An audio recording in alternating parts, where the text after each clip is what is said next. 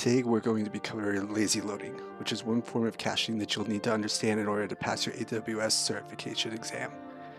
We'll also be covering our exam question that we go over every lesson, as well as the right and wrong answers and why those matter, and then we'll go over what lazy loading is altogether to make sure you have a good understanding of what it is. So let's go ahead and dive right in. So today's topic, we're covering lazy loading, which is a type of caching. As already mentioned, we're going to dive right in with the exam question. So the question states that a developer has added Amazon Elasticache from Memcache to a company's existing record storage application. The developer has decided to use lazy loading based on an analysis of common record handling patterns. Which pseudocode example will correctly implement lazy loading? We have four options here. So I'm going to paraphrase these based on the line record.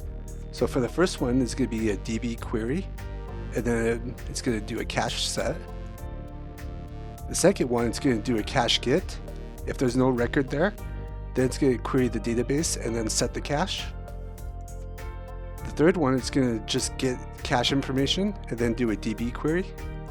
And the last one's going to query the DB, and if there's no record there, it's going to set the cache. So if you're familiar with lazy loading, you may already know which answer is correct. We're going to be looking at B as our answer.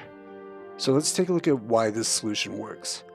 If you're familiar with lazy loading, what it is a cache version where the user requests something from the cache. If the information's in the cache, that's great, it returns it.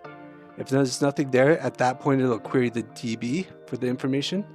It'll return that information to the cache and store it at that point, and then it'll give it to the user. So this works if you're looking at the solution here, that it's going to the cache and looking for it. If there's no record value found inside the cache, then it goes and queries the DB.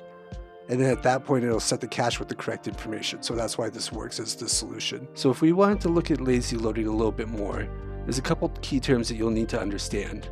You'll need to know what a cache hit and a cache miss is.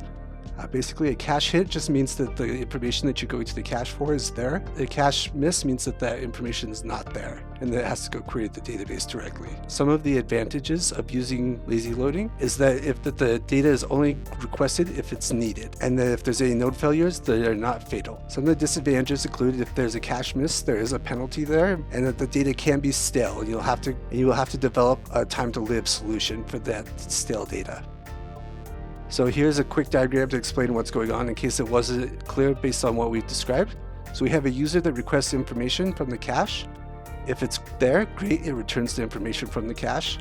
If it's not there at that point, it goes to the cache and then it'll pull it from the database. And that information will be stored in the cache for future queries, which will be returned to the user at that point. So we're going to touch real quick on the answers that we were given that weren't correct and why they don't work. So the first one, if you look at it, it queries the DB first. It doesn't go to the cache. The second one, it goes to the cache first and then queries the database, but it doesn't store anything in the cache after it finds the database record. And the final option there doesn't actually check the cache first before it querying the information. So that's everything to this week's lesson. If you have any questions, let us know in the comments below and we'll be happy to help them out. Go ahead and stay tuned for our other lessons as well. You should see them pop up on the screen now.